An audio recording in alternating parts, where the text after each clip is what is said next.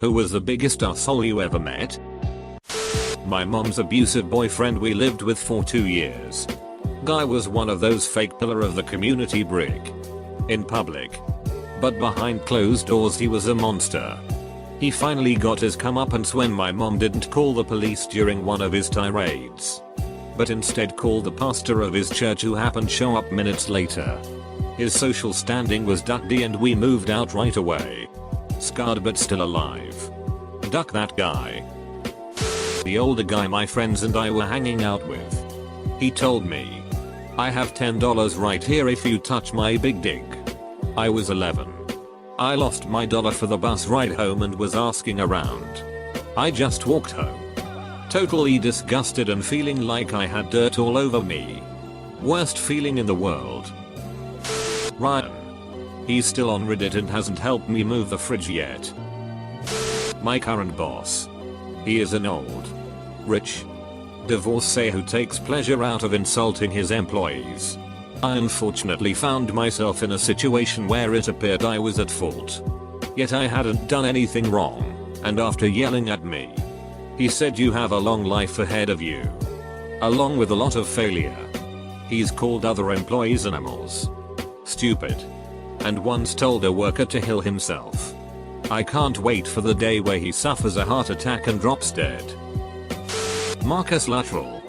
The Marine that the movie Lone Survivor is about. He visited a hotel I worked at during football season. Granted, the prices skyrocket during game season and I definitely don't agree. But as a lowly desk worker, it's out of my hands. He asked if there was a veterans discount and I told him that I apologize but during the game season we are not allowed to grant any sort of discount without manager's approval. He says some rather rude things about how ungrateful I must be that people died for my freedom to just stand there at work and then farts at the counter. Turns to the girl he is with.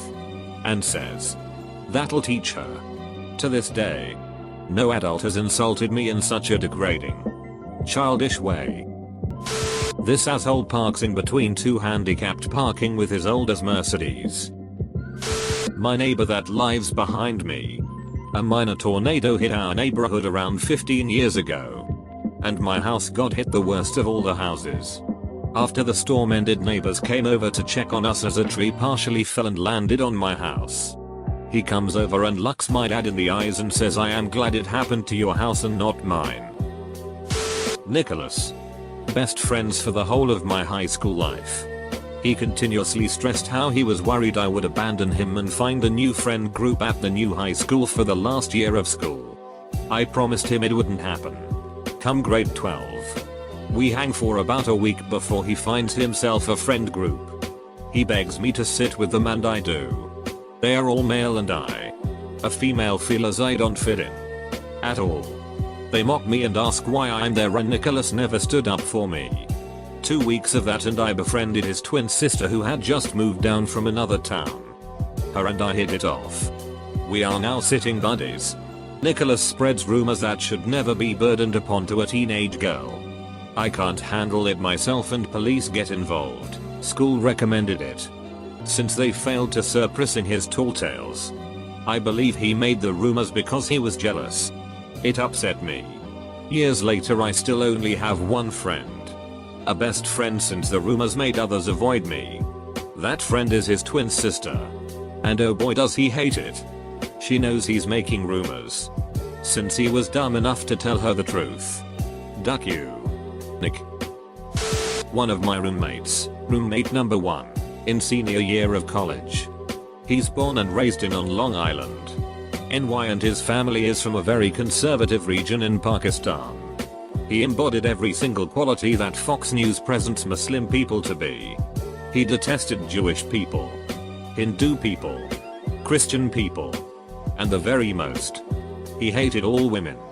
It was so disheartening because my other roommate was Turkish, roommate number 2, and Muslim as well. Without embodying any of the hatred that my horrible roommate did. Roommate number 2 constantly called number 1 out on giving Muslims a bad name. Roommate number 1 strongly believed women were meant to serve men and stay in the kitchen, and when I called him out on that, He accused me of attacking his culture and being brainwashed by being Indian. I don't consider myself Indian, but he sure did.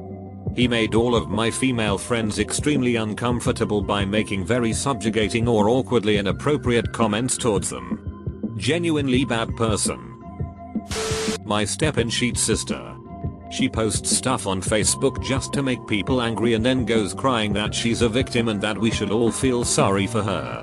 She used me for that drama and got her birth mother in on it.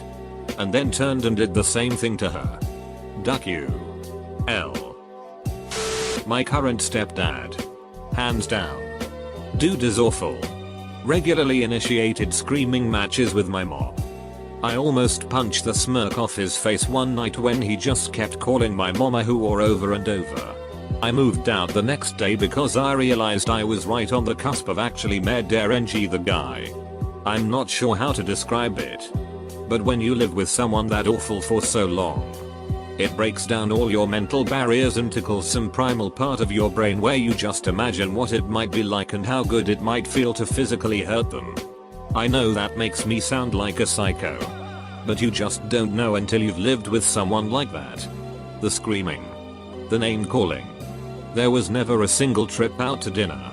To a relative's house. etc. That didn't end with him picking some kind of fight with anyone or everyone else in the family. Especially my mom. Every weekend like clockwork he would start a fight. He also drove home from their club nights drunk many times. Such an awful person that his biological children refused to have anything to do with him for years.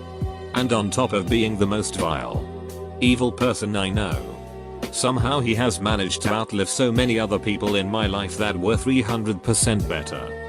Kinda people than him. It's like he survives on pure spite or something. Meanwhile my grandfather, an all-around good dude who did a lot of charity work, set up a scholarship at a college in the town he lived in. etc.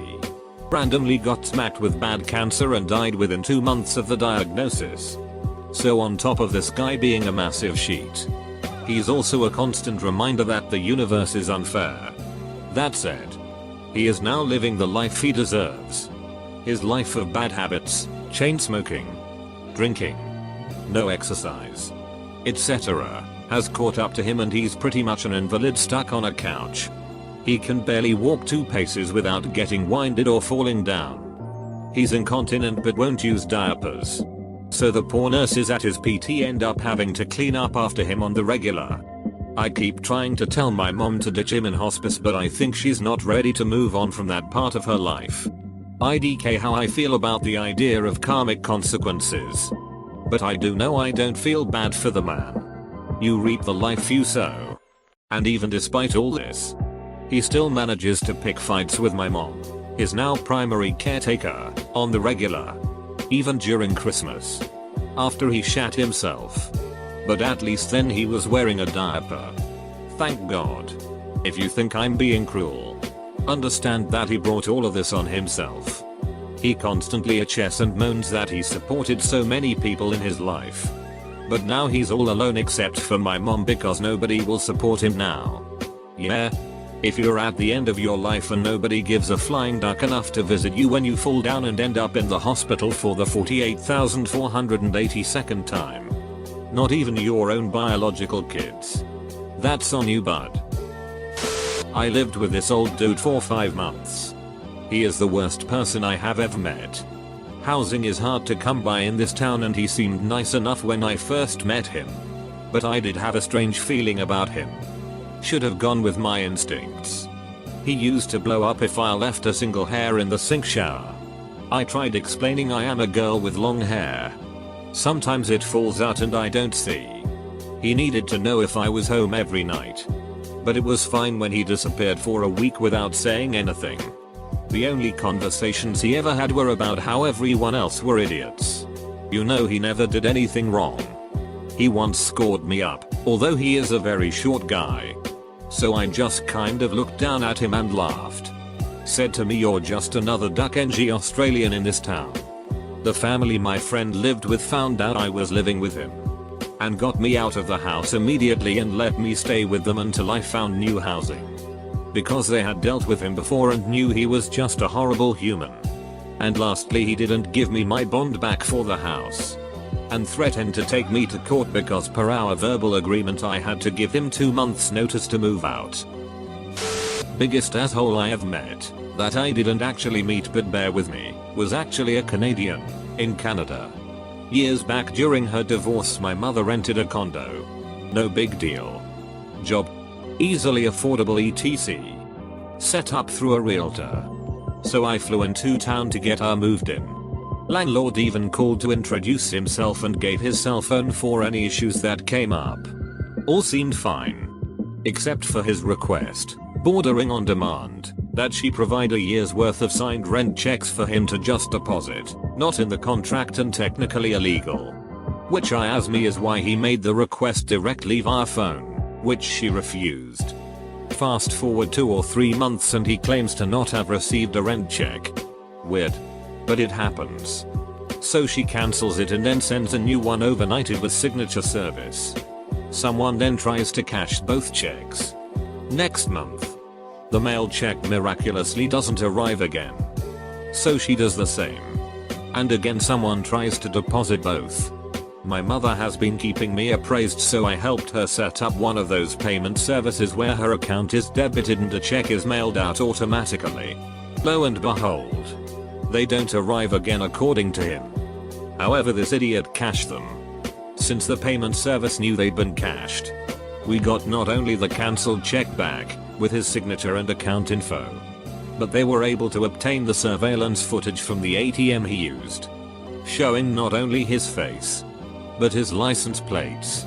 This goes on 4 months with him claiming the money is owed and threatening eviction and all this nonsense. Despite us getting a cancelled check along with his ugly mug each month. My mother, being tough as nails, just ignored him and started looking for a new place. Assuming he was bluffing and not that stupid. You can't try our Monday for air. My mother gets served with an eviction for non-payment and attorney's fees. We hatched a diabolical plot to let him hang himself. He had filed an affidavit claiming all this and paid rent without knowing we had irrefutable proof he was lying. I had an attorney all lined up, but we held off on his notice of appearance until literally 10 minutes before the hearing. His sheethead attorney tried to get a continuance upon realizing my mother wasn't pro se, which makes me think he was in on the scam. It took the judge all of 5 minutes to go through the pleadings, strike his affidavit, and refer the matter to the state attorney's office. To cut a long story short, he ended up being ordered pay my mother's legal fees and punitive damages, which the hunt welched on. Fortunately, my mother's attorney refused to let her pay a penny for his time.